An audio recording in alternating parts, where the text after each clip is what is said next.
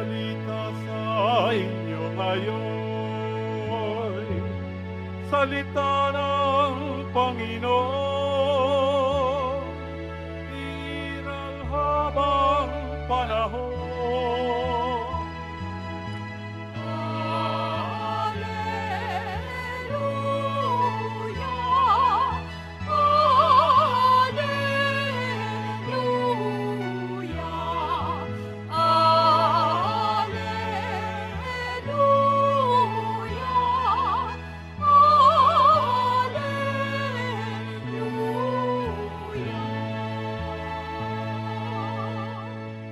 Sumainyo, Panginoon. At sumayo rin. Pagbasa sa mabuting balita ng ating Panginoong Jesucristo ayon kay San Mateo.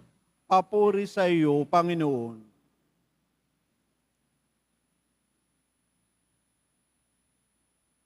Noong panahong iyon, umuwi si Jesus sa kaniyang bayan at nagturo sa kanilang sinagoga.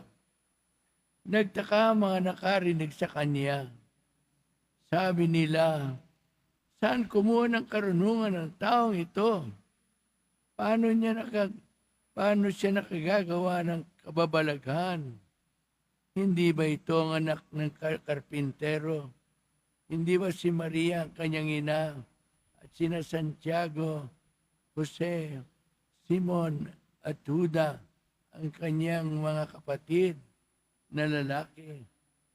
At dito nakatira ang kanyang mga kapatid na babae, hindi ba? Saan niya natutuhan ang lahat ng ito? At ayaw nilang kilalanin siya. Kaya sinabi ni Jesus sa kanila,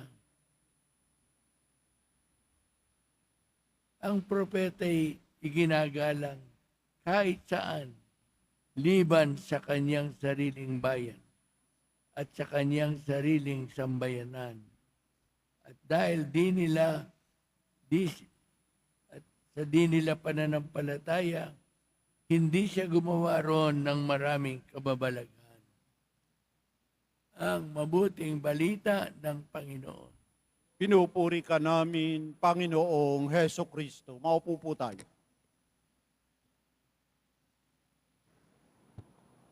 Mga minamahal na kapatid sa Pong Nazareno, magandang umaga po sa inyo lahat. Minsan, nagbibigay ako ng talk, panayam.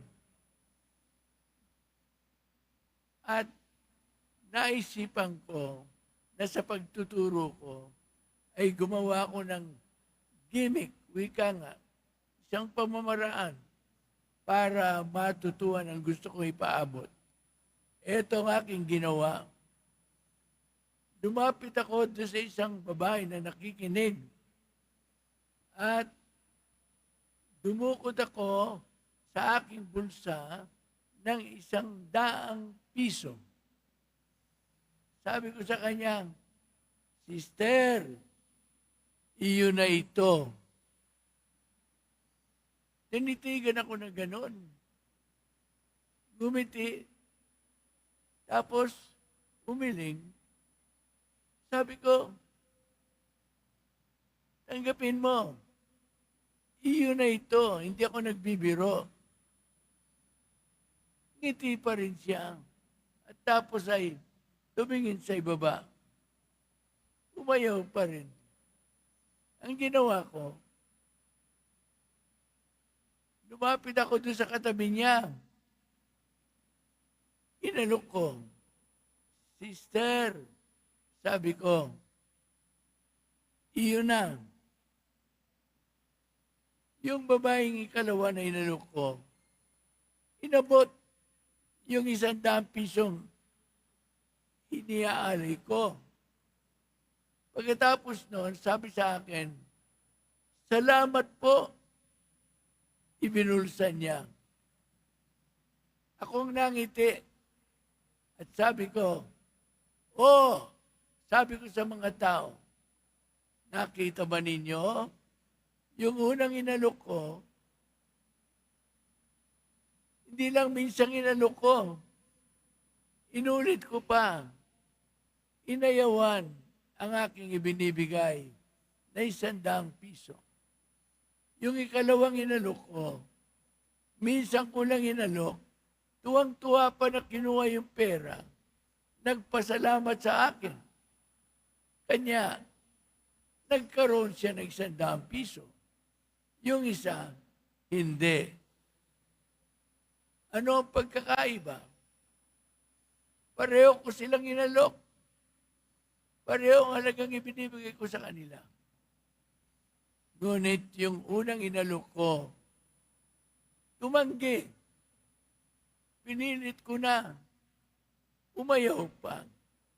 Yung ikalawa, tuwan-tuwa. Inabot yung pera. Kaya naging kanya. Mga minamahal na kapatid. Sa Ebanghelyo sa araw na ito, dumanaw ang Panginoon sa kanyang sariling bayan. At doon, nagturo siya. At katulad ng sa ibang lugar, nakahanda ring gumawa ng kababalaghan. Ngunit ang sabi sa atin, kaunti lang ang kababalaghang nagawa niya. Bakit? Hindi sapagkat hindi kaya. Hindi sapagkat hindi gusto. Bakit? Hindi nakagawa ng milagrong marami roon. Ang dahilan, hindi sila naniwala sa Kanya.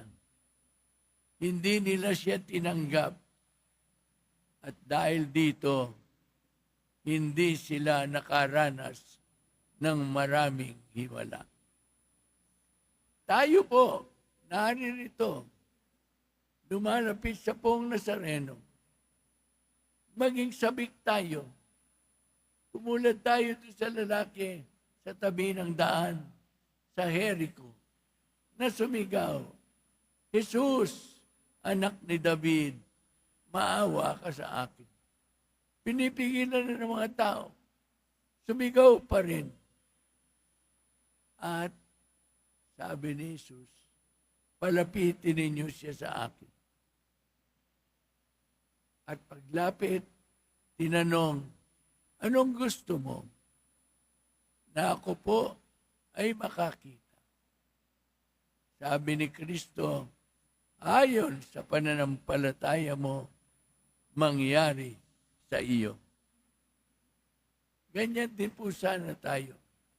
Lakihan natin ang pananampalataya nang makamtan ang hinahangad na grasya. Ulitin nga natin, lakihan natin ang pananampalataya nang matanggap ang hinahangad na grasya. Kayo po.